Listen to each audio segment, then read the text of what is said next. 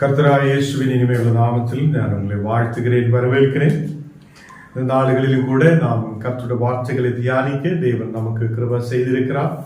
அவர் உண்மையான தேவனும் நம்மை ஆசீர்வதிக்கிறவருமாய் நம்மோடு கூட இருக்கிறார். நாம் செபிக்கலாம். தேவனே, பரிசுத்த பிதாவே, இந்த ராத்திரி வேளையிலப்பா உம்முடைய வசனங்களை தியானிக்க, உம்முடைய வார்த்தைகளை கேட்க நீர் எங்களுக்கு கிருபை செய்ததுக்காக ஸ்தோத்திரம்.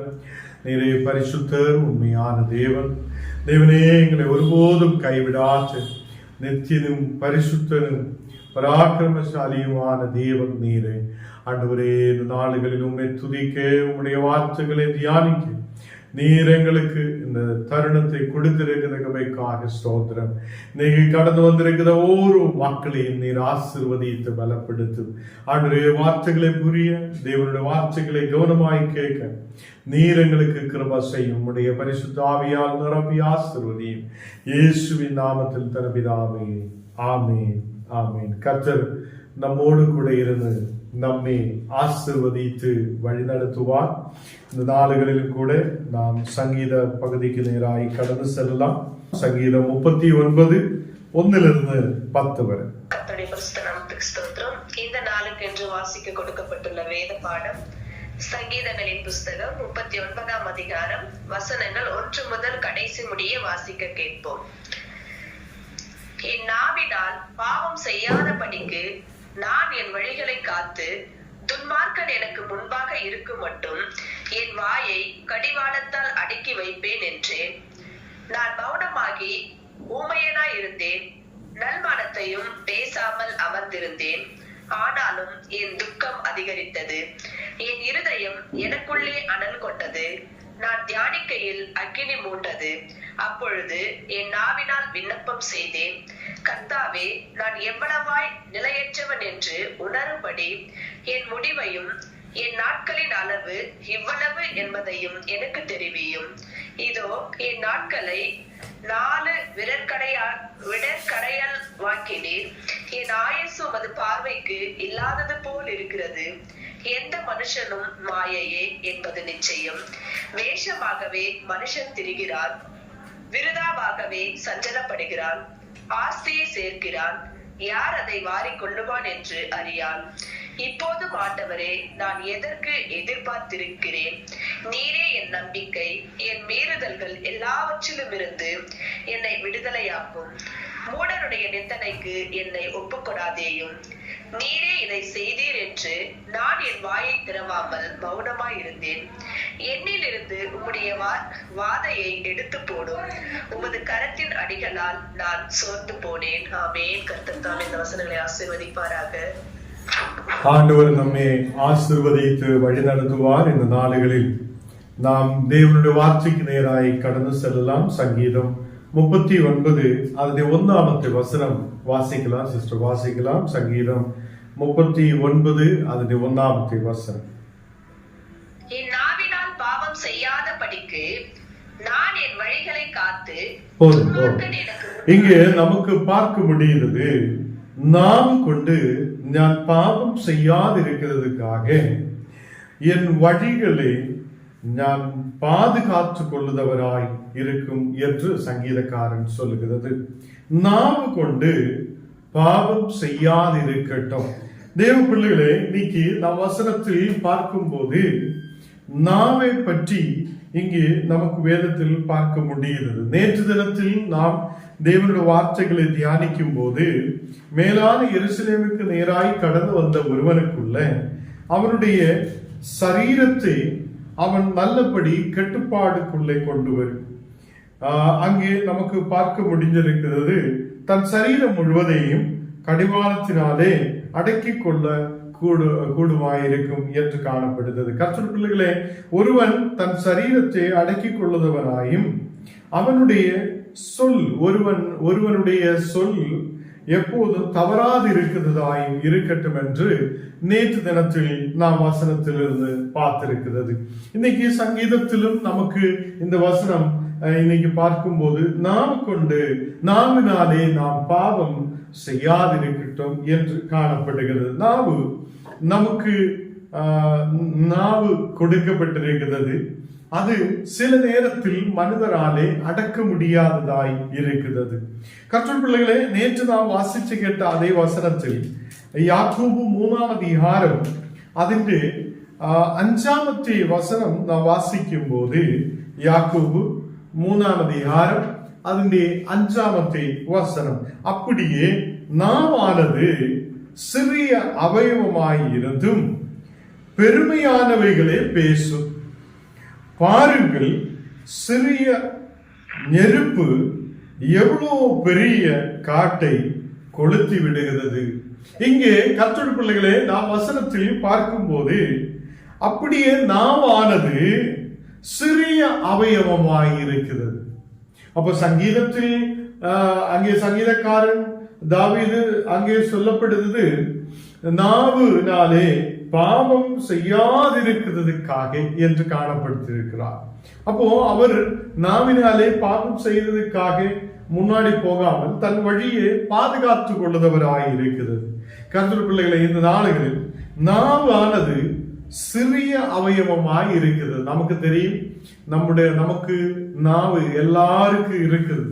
அது ஒரு சிறிய அவயவமாய் இருந்து பெருமையானவைகளே பேசுவதாய் இருக்கிறது. எப்போது நாம் எங்கேயாவது கடந்து சென்றால் அநேகர் பெருமையான விஷயங்களை பேசுவதற்காக அவங்களுடைய நாவை பயன்படுத்தும்.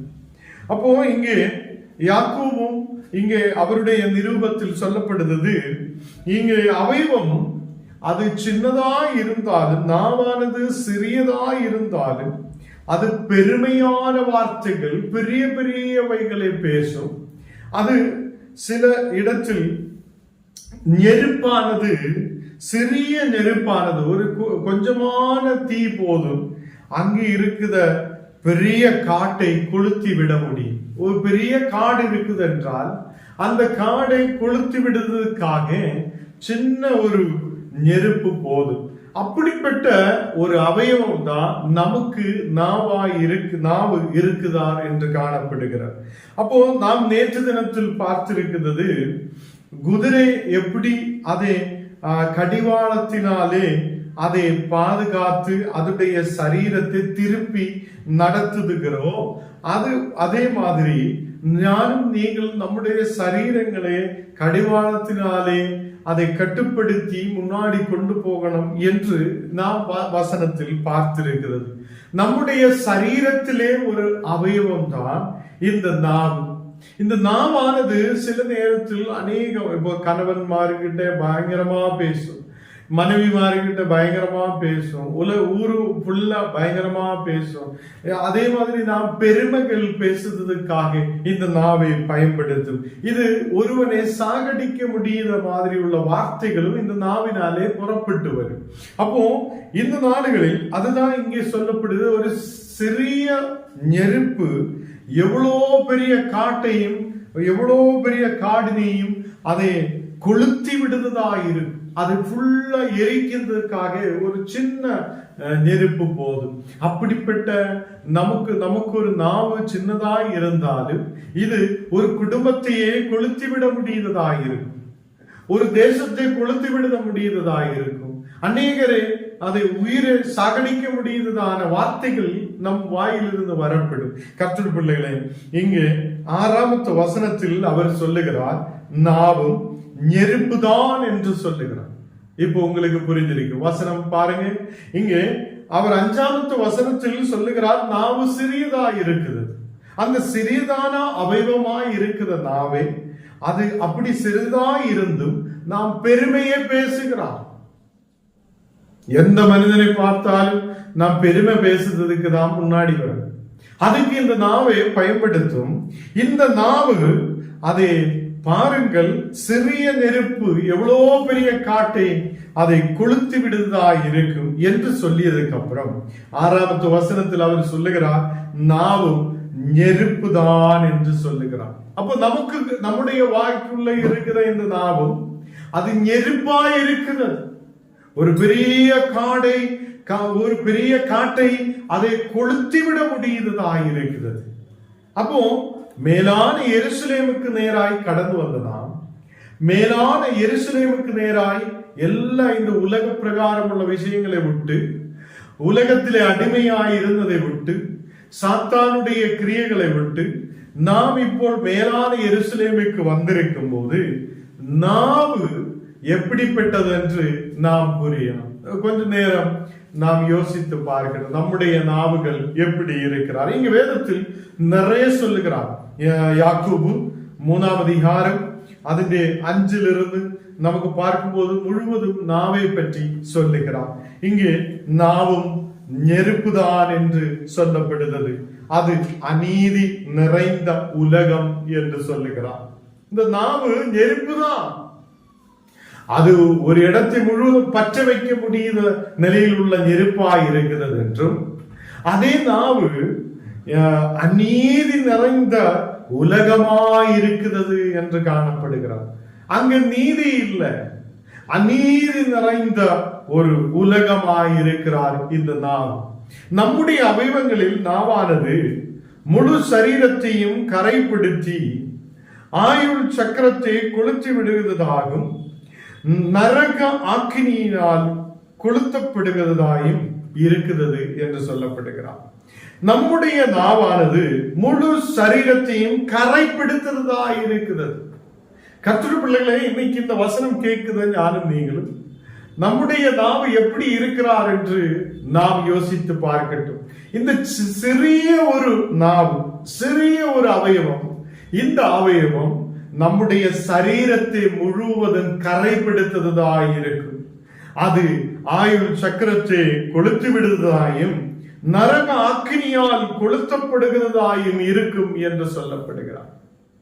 கர்த்தருடைய பிள்ளைகளே, இந்த நாளுகளில் இந்த நாவானது ஒரு நெருப்பாய் இருக்கிறது. எல்லாருக்கும் புரிந்திருக்கும். இந்த நாவானது அநீதி நிறைந்த ஒரு உலகமாய் இருக்கிறது. நம்முடைய அவயவங்களில் நாவானது முழு சரீரத்தையும் கரைப்படுத்துவதாய் இருக்கிறது என்று காணப்படுகிறது. கர்த்தருடைய பிள்ளைகளே, நாவானது அதை ஆயுள் சக்கரத்தை கொளுத்தி விடுவதாயும் நரக ஆக்கினியினால் கொளுத்தப்படுவதாயும் இருக்கிறது என்று காணப்படுகிறது. அப்போ இங்கு 7ஆம் வசனம் வாசிக்கும் போது சகல விதமான மிருகங்கள், பறவைகள், ஊரும் பிராணிகள், நீர் வாழும் ஜந்துக்கள் ஆகிய இவைகளின் சுபாவம் மனுஷ சுபாவத்தால் அடக்கப்படும். அப்போ நமக்கு தெரியும், உங்க வீட்டில் மாடு இருக்கும், ஆடு இருக்கும். அது உங்களாலே அதை அடக்க முடியுகிறார். இங்க நில்லுன்னு சொல்லி அது நிற்கும். அப்படியே கொண்டு போகும்போது அது நம்மளை விட்டு ஓடாதபடிக்கு அதை கட்டுப்படுத்துவதற்கு நமக்கு தெரியும். அப்போ இங்கே வசனத்தில் அதுதான் சொல்லுகிறார், சகலவிதமான மிருகங்கள், பறவைகள், ஊரும் பிராணிகள், நீர் வாழும் ஜந்துக்கள் ஆகிய இவைகளின் சுபாவம். இந்த உலகத்தில் இருக்கிற எல்லா மிருகங்களின் சுபாவம், பறவைகளின் சுபாவம், ஊரும் பிராணிகளின் சுபாவம், நீர் வாழும் ஜந்துக்களின் சுபாவம், இதையெல்லாம் மனுஷ சுபாவத்தால் அடக்க முடியும். அப்போ நீங்களும் ஞானும் மனுஷ சுபாவத்தால் அந்த ஜந்துக்களுடைய சுபாவத்தை அடக்க முடியுகிறார். அந்த மிருகங்களுடைய சுபாவத்தை அடக்க முடியுகிறார். எல்லாருக்கும் புரிஞ்சிருக்கும் விஷயம், புரியுகிறார் ஞான் நினைக்கிறார், எல்லாருக்கும் புரியுகிறார். கர்த்தருடைய பிள்ளைகளே, ஞானும் நீங்களும் இந்த நாவை அடக்க முடியாதவராய் இருக்கிறார். மிருகங்களை அடக்க முடியுகிறார், ஆடு மாடுகளை அடக்க முடியுகிறார். நம்முடைய வீட்டில் இருக்கிற எல்லா மிருகங்களையும், நமக்கு சுற்றிலும் இருக்கிற ஊரும் பிராணிகளையும், நீர் வாழும் ஜந்துக்களை எல்லாம் நம்முடைய சுபாவத்தால் அடக்க முடிந்தாலும், இங்க வேதத்தில் சொல்லப்படுகிறது, நாவே மனுஷனால் அடக்க முடியாத ஒன்றாய் காணப்படுகிறார். 8ஆம் வசனத்தில் சொல்லுகிறார், நாவே அடக்க ஒரு மனுஷனாலும் கூடாது, அது அடங்காத பொல்லாங்குள்ளதும் சாவுக்கேதுவான விஷம் நிறைந்ததுமாய் இருக்கிறது. இப்போ உங்களுக்கு இந்த விஷயம் புரிந்திருக்கும். நம்முடைய நாவு எப்படிப்பட்டதாய் இருக்கிறார் என்று இங்கு வேதத்தில் சொல்லுகிறார். நாமே ஒரு மனுஷனால் அடக்கக்கூடாததாய் இருக்கிறார். அது அடங்காத ஒரு பொல்லாங்குள்ளதாய் இருக்கிறது. அந்த நாவு சாவுக்கேதுவான விஷமாய் இருக்கிறது. இந்த நாவினாலே ஒரு மனுஷனை சாகடிக்க முடியுதுள்ளதாய், அதை சாவுக்கேதுவான விஷம் நிறைந்த ஒன்றாய் இந்த நாவு காணப்படுகிறார். நாம் சற்று நேரம் யோசித்து பாருங்கள். நம்முடைய நாவுகளால் அநேகரை தூரமாய் அகற்றி விடுகிறார். நம்முடைய நாவுகளாலே அநேகரை சாகுக்கு நேராய் கொண்டு போகிறார். நம்முடைய நாவினை அடக்க முடியாது இருக்கும் போது நமக்கு அநேகருக்கு முன்பாக அந்த சாவுக்கேதுவான விஷம் உள்ள நாவை தான் காட்ட முடியும். கர்த்தருடைய பிள்ளைகளே, இங்கே வேதத்தில் பார்க்க முடியும் சகலவிதமான மிருகங்கள், பறவைகள், ஊரும் பிராணிகள், நீர் வாழும் ஜந்துக்கள் எல்லாம் நம்முடைய வார்த்தையை கேட்கிறார். அதெல்லாம் மனுஷ சுபாவத்தால் அந்த மிருகங்களுடைய சுபாவத்தை நமக்கு அடக்க முடியுது. அப்படி இருக்கும் போதும் மனிதனுடைய சிறிதான ஒரு அவயவத்தை அடக்க முடியாததாய் இருக்கிறார் என்று காணப்படுது. அப்போ ஞானம் நீங்கள் உலகத்திலே அடிமை அல்ல. உலக பிரகாரமான எருசலேமில் இருக்கிற ஒரு அடிமை அல்ல. சாத்தானுடைய அடிமை அல்ல. இந்த நாளுகளில் இயேசு நமக்கு இரத்தம் சிந்தி அவருடைய ஜீவனை கொடுத்து நம்மை விடுவித்திருக்கும் போது ஞானம் நீங்களும் நாவை அடக்குதவங்களாய் காணப்பட. அல்லேலூயா, அல்லேலூயா. இந்த நாளுகளில் கர்த்தருடைய பிள்ளைகளே, இது அடங்காத ஒரு பொல்லாங்குள்ளதாய் இருக்கிறது. சாவுக்கேதுவான ஒரு விஷம் நிறைந்ததாய் இந்த நாவு காணப்படுகிறது. நமக்கு தெரியும், அநேக மக்களுடைய ஹிருதயத்தை புண்படுத்துதான், அநேக மக்களுடைய அதை சுபாவங்களை புண்படுத்துதான். ஒரு சாவுக்கேதுவான விஷமாய் நம்முடைய நாவுகள் மாற்றப்படக்கூடாது. அப்போ நம்முடைய நாவுகள் இப்போ எப்படி இருக்கிறார் என்று நாம் பார்க்கட்டும். ஒருவனை பார்த்தால் உடனே, ஒரு மகனை பார்த்தால் உடனே நம்முடைய நாவை எப்படி நாம் பேசுகிறார் என்று நாம் பார்க்கட்டும். அப்போ மேலான எருசலேமில் இருக்கிற ஞானம் நீங்களும், தேவனோடு கூட இருக்கிற ஞானம் நீங்களும், கர்த்தருடைய பிள்ளைகளாக இருக்கிற ஞானம் நீங்களும் நாவுகளை அடக்க முடியாது இருந்தால் அது பெரிய விஷம் உள்ளதாய் இருக்கும். அது சாகுக்கேதுவான விஷம் உள்ள நாவாய் இருக்கும். இங்கே 9வது வசனம் வாசிக்கும் போது, அதனாலே நாம் பிதாவான தேவனை துதிக்கிறோம். இந்த நாவினாலே நாம் பிதாவான தேவனை துதிக்கிறோம். தேவனுடைய சாயலின்படி உண்டாக்கப்பட்ட மனுஷரை அதனாலேயே சபிக்கிறோம். சில பேர் சபிக்கும். நமக்கு தெரியும், ஊர்களில் எல்லாம் நிறைய பேர் சண்டை போடும் போது சபிக்கும். ஐயோ, நீ நாசமாகி போனோம், நீ அப்படி போனோம், நீ இப்படி போனோம் என்னெல்லாம் சொல்லி சபிக்கும். அப்போ ஒரே நாவினாலே பிதாவான தேவனை துதிக்கிறார். ஒரே நாவினாலே, அதே நாவினாலே தேவனுடைய சாயல், இந்த உலகத்திலே சகல மனிதர்களும் தேவனுடைய சாயலின்படி உண்டாக்கப்பட்டிருக்கிற மனுஷன். அப்போ தேவனுடைய சாயலின்படி உண்டாக்கப்பட்ட மனுஷனே இந்த நாவினாலே நீ சபிக்கிறார். அப்போ ஒரு இடத்தில் தேவனே நாம் துதிக்கிறார், தேவனை ஆராதிக்கிறார். அந்த நாவை வைத்து தேவனை துதிக்கிறார், ஆராதிக்கிறார், எல்லாம் செய்கிறார். இந்த பக்கம் பார்த்தால் தேவ சாயலினால் உருவாக்கிய மனிதனே ஞானம் நீங்களும் சபிக்கிறார். உங்களுடைய வீட்டில் இருக்கிற மக்கள், உங்களுடைய கணவன், உங்களுடைய மனைவி, உங்களுடைய பிள்ளைகள், உங்களுடைய குடும்பத்தில் இருக்கிற தாய் தகப்பன், உங்களுடைய பக்கத்தில் இருக்கிற மக்கள் எல்லாம் தேவ சாயலால் படைக்கப்பட்டிருக்கிறார் என்று நாம் நினைக்கட்டும். அந்த தேவ சாயலாய் படைக்கப்பட்டிருக்கிற அந்த மக்களை சபிக்கிற ஒன்றாய் இந்த நாவு இருக்கிறது. நாம் ஒரு வட்டி தேவனை துதிக்கிறதுக்காக நாவை பயன்படுத்துகிறார். அதே நாவினாலே சாபத்தையும் சொல்லுதவங்களாய் காணப்படுகிறது. இங்கே 10வது வசனத்தில் துதித்தலும் சபித்தலும் ஒரே வாயிலிருந்து புறப்படுகிறது. என் சகோதரனே, இப்படி இருக்கலாகாது என்று காணப்படுகிறது. கர்த்தருடைய பிள்ளைகளே, இங்கே அவர் வசனத்தில் சொல்லுகிறார், துதித்தலும் சபித்தலும் ஒரே வாயிலிருந்து புறப்படுகிறது என்று காணப்படுகிறது.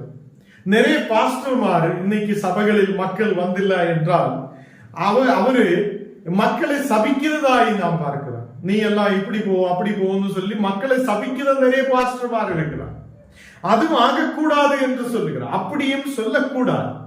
இந்த நாவு எப்போதும் அநீதிக்கு நேராய் திருப்புவதாய் இருக்கக்கூடாது. இந்த நாவு விஷம் நிறைந்த சாகுக்கேதுவான விஷம் நிறைந்த நாவாய் இருக்குத. அந்த நாவை நாம் சாகுக்கேதுவான விஷத்தை சீட்டுத ஒரு நாவாய் நாம் வைக்க கூடாது. இன்னைக்கு நாம் சாத்தானுடைய அடிமை அல்ல, இன்னைக்கு நாம் கர்த்தருடைய பிள்ளைகளாய் இருக்கிறோம். அதனாலே துதித்தலும் சபித்தலும் ஒரே வாயிலிருந்து புறப்படுகிறது. என் சகோதரரே, இப்படி இருக்கலாகாது என்று இப்படி இருக்கக்கூடாது என்று அவர் சொல்லுகிறார். அப்போ நம்முடைய வாய்கள் எதுக்காக நாம் பயன்படுத்துகிறார்?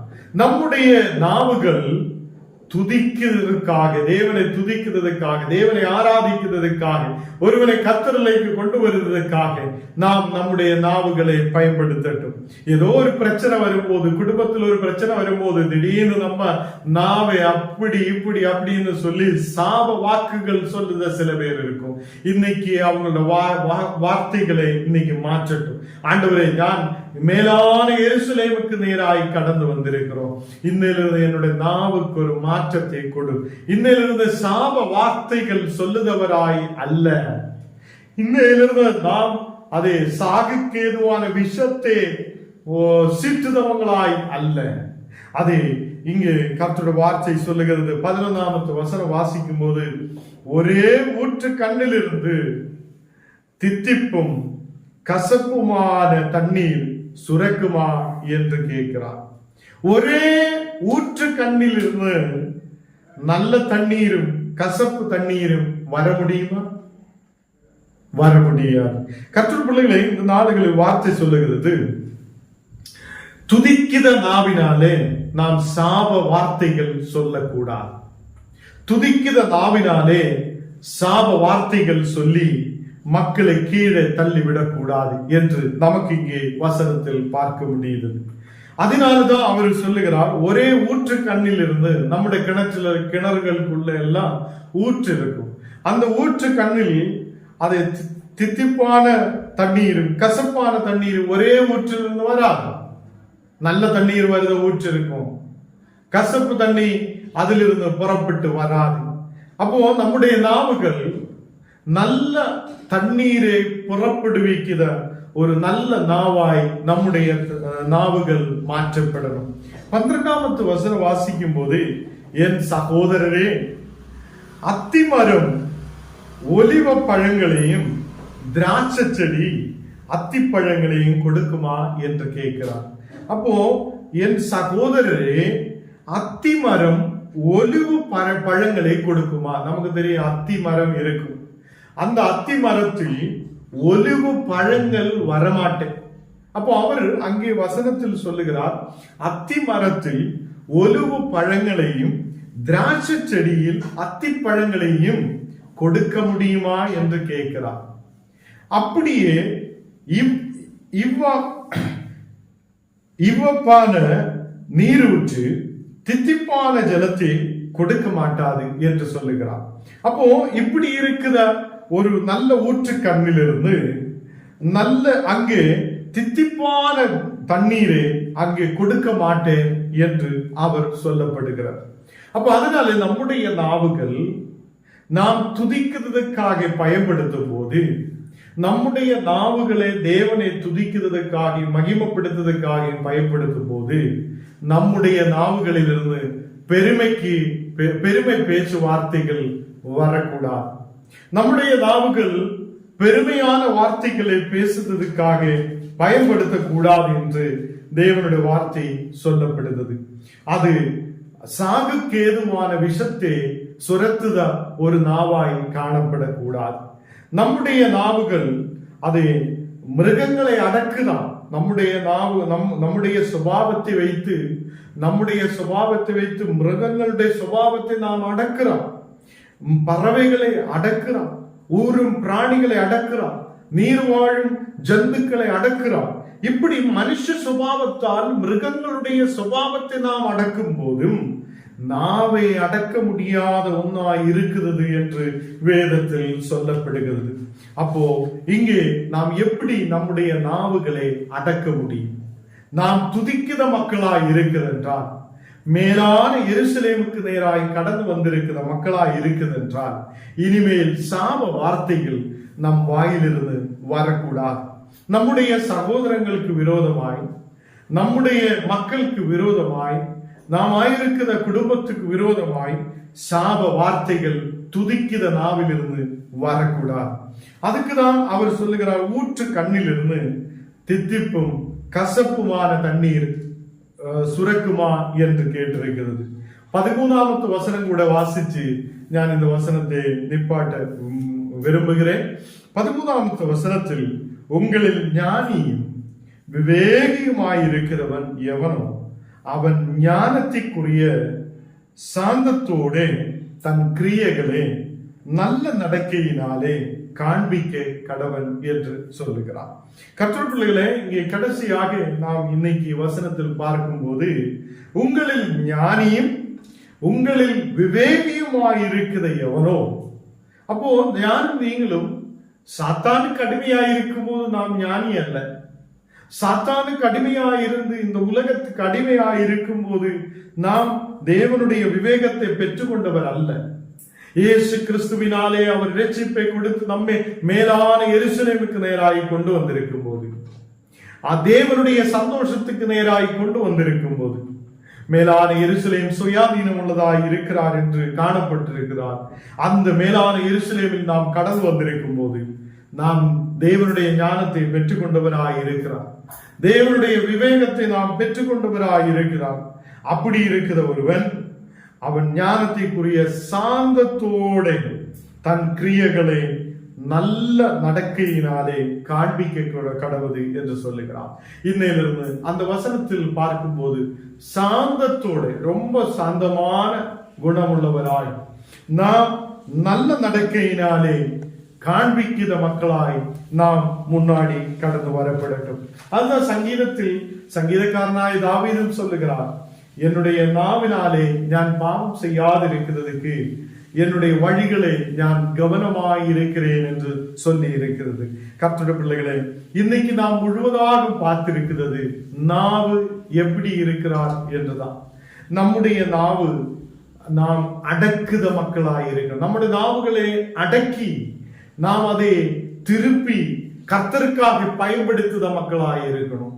இங்கே ஒரு குதிரையை எப்படி அந்த கடிவாளத்தினாலே அதை அடக்கி அதின் முழு சரீரத்தை எப்படி திருப்புதோ, அப்படியே நம்முடைய நாவுகளையும் நாம் சாப வார்த்தைகளை சொல்லுதவராய் அல்ல, நாம் ஏதோ சாகுக்கு ஏதுவான விஷத்தை சுரத்துதவங்களாய் அல்ல, கசப்பான வார்த்தைகள் வைத்துட்டு இருக்கிறவராய் அல்ல, நான் தேவனை துதிக்கிற மக்களாய், தேவனை ஆராதிக்கிற மக்களாய், அநேகருக்கு ஆசீர்வாதத்தை கொடுக்கிற மக்களாய், அநேகரை ரட்சிப்புக்கு நேராய் கொண்டு வருத மக்களாய் நாம் காணப்படட்டும். நல்ல தண்ணீரை சுருக்கதா ஒரு ஊற்று கண்ணீராய் நாம் காணப்படட்டும். தேவ பிள்ளைகளே, உங்களை உங்களுடைய குடும்பங்களில் நம்முடைய நாவை நாம் பாதுகாத்து கொள்ளட்டும், நம்முடைய நாவை அடக்கி கொள்ளட்டும். அதை அப்படி இருக்கிற மக்கள் தேவனுடைய சாந்த குணம், தேவனுடைய சாந்தத்தோட, தேவனுடைய ஞானத்தோட, தேவனுடைய விவேகத்தோட அவன் நல்கிரியைகளை காண்பிக்கிற, நல்ல நடக்கையை காண்பிக்கிற மக்களாய் காணப்படுவார். நாம் செபிக்கலாம். எல்லாவரும் கண்ணுகளை மூடலாம், செபிக்கலாம். தேவனை பரிசுத்த பிதாவே, இந்த ராத்திரி வேளையிலப்பா உடைய வார்த்தைகளை நாங்கள் தியானிக்க நீர் எங்களுக்கு கிருபை செய்ததற்காக ஸ்தோத்திரம். அநேக நாளுகளாய் மேலான எருசலேமுக்கு நேராய் கடந்து வந்திருக்கிற மக்களுக்கு எப்படியெல்லாம் மாற்றம் தேவையாய் இருக்கிறது, அவங்களுடைய வாழ்க்கையில் எப்படி ஒரு மாற்றத்தை கொடுப்பார் என்று நாம் தியானித்து வந்து கொண்டிருக்கிறது. தேவனே, இந்த பாடுகள், கஷ்டங்கள், உம்முடைய சிலுவையின் பாடுகளை தியானிக்கிற இந்த நாளுகளில் எங்களுக்கு பூர்ணமான ஒரு மாற்றத்தை நீர் கட்டளையிடுவதற்காக ஸ்தோத்திரம். இந்த நாவினாலே அநேகரை நாங்கள் சாகடித்து கொண்டிருக்கிறது, சாகுக்கேதுவான விஷத்தை வைத்துக் கொண்டு அநேகர் இந்த நாவை பயன்படுத்தி கொண்டிருக்கிறது. அநேகருடைய நாவினாலே நாம் அடக்க முடியாததாய் இருந்து அநேகருக்கு விரோதமாய் சாப வார்த்தைகளை சொல்லுவதாய் இருக்கிறது. இன்னைக்கு தேவனுடைய வார்த்தை சொல்லப்பட்டிருக்கிறது. அதில் அந்த மாதிரி சுபாவங்களை மாற்றி அந்த நாவை அடக்கி கொண்டு நாம் கர்த்தரை துதிக்கிற நாவுள்ளவராய் காணப்பட, சாந்தம் உள்ளவராய், நல்ல நடக்கை உள்ளவராய் இருக்கப்பட தேவனே நீர் கிருபை செய்ததற்காக ஸ்தோத்திரம். இன்னைக்கு ஆண்டவரே, ஜெபிக்கிற ஒரு மக்கள் மேல் உம்முடைய தெய்வீக பிரசன்னம் இறங்கி வருவதற்காக ஸ்தோத்திரம். தேவனே, எல்லா இந்த மக்களையும் ஆசீர்வதித்து பலப்படுத்தும், தெய்வீக வல்லமையால் நிரப்பும், தெய்வீக ஞானம் உள்ளவராய், தெய்வீக விவேகம் உள்ளவராய், சாந்தம் உள்ளவராய் இருக்க, நல்ல நடக்கையுள்ளவராய் இருக்க ஓரோ மக்களையும் நீர் கிருபை செய்ததற்காக ஸ்தோத்திரம். இந்த நாடுகளில் அநேக மக்கள் குடிப்பழக்கத்தில் இருக்கிறார். ஆண்டவரே, அந்த குடிப்பழக்கங்கள் விட்டு மாற, ஆண்டவரே, அந்த மக்களும் அந்த அடிமத்தத்தில் இருந்து மேலான எருசலேமுக்கு நேராய் கடந்து வரப்பட தேவனே நீர் கிருபை செய்ததற்காக ஸ்தோத்திரம். வியாதிகளோடு இருக்கிற மக்கள் உண்டு. இயேசுவே, வியாதி படுக்கைகளை நீர் மாற்று, உம்முடைய கரம் தொடப்படட்டும். கட பிரச்சனைகள் இயேசுவின் நாமத்தில் எரிக்கப்படுவதற்காக ஸ்தோத்திரம். இந்த மக்கள் விடுதலுக்கு நேராய் கடந்து வர, ஆசீர்வாதத்துக்கு நேராய் கடந்து வர நீர் கிருபை செய்ததற்காக ஸ்தோத்திரம். எங்களை விட்டிலும் தாழ்த்துகிறேன், அர்ப்பணிக்கிறேன். இன்னைக்கு கடந்து வந்திருக்கிற ஓரோ மக்களையும் உம்முடைய கரத்தில் ஒப்பு கொடுக்கிறேன். இன்னைக்கு கேட்ட வசனங்கள் அவங்களுடைய வாழ்க்கையில் குணமுள்ளதாய் இருக்க, ஆசீர்வதிக்கப்பட்டதாய் இருக்க, குடும்பத்திலும் நாவை அடக்கி கொண்டு ஆண்டவரே நல்ல நடக்கையுள்ள மக்களாய் இருக்க நீர் கிருபை செய்ததற்காக ஸ்தோத்திரம். ஸ்துதிகளை ஏறெடுக்குதா, ஆசீர்வாத வார்த்தைகளை சொல்லுதா, தேவனுக்கு பிரியமுள்ள மக்களாய் இருக்க நீ கிருபை செய்ய எங்களை விட்டிலும் தாழ்த்துகிறேன், அர்ப்பணிக்கிறேன். இயேசுவின் நாமத்தில் ஜெபக்கேளும் நல்ல பிதாவே, ஆமேன், ஆமேன். பரமண்டலங்களில் இருக்குதா எங்கள் பிதாவே, உம்முடைய நாமம் பரிசுத்தப்படுவதாக, உம்முடைய ராஜ்யம் வருவதாக, உம்முடைய சித்தம் பரலோகத்திலே செய்யப்படுகிறது போல பூமியிலும் செய்யப்படுவதாக. எங்களுக்கு வேண்டிய ஆகாரத்தை இன்று எங்களுக்கு தார். எங்களுக்கு விரோதமாய் குற்றம் செய்தவர்களுக்கு நாங்கள் மன்னிக்கிறது போல எங்கள் குற்றங்களையும் எங்களுக்கு மன்னியும். எங்களே சோதனைக்குள் பிரவேசிக்க பண்ணாமல் தீமையில் நின்று எங்களை ரட்சித்துக் கொள்ளும். ராஜ்யமும் வல்லமையும் மகிமையும் என்றேக்கு உம்முடையவைகளே, ஆமேன். என் ஆத்மாவே கர்த்தரை ஸ்தோத்திரி, என் முழுமே பரிசுத்த நாமத்தை ஸ்தோத்திரி. என் ஆத்மாவே கர்த்தரை ஸ்தோத்திரி, கர்த்தர் செய்த சகல உபகாரங்களும் மறவாதே. ஆமென்.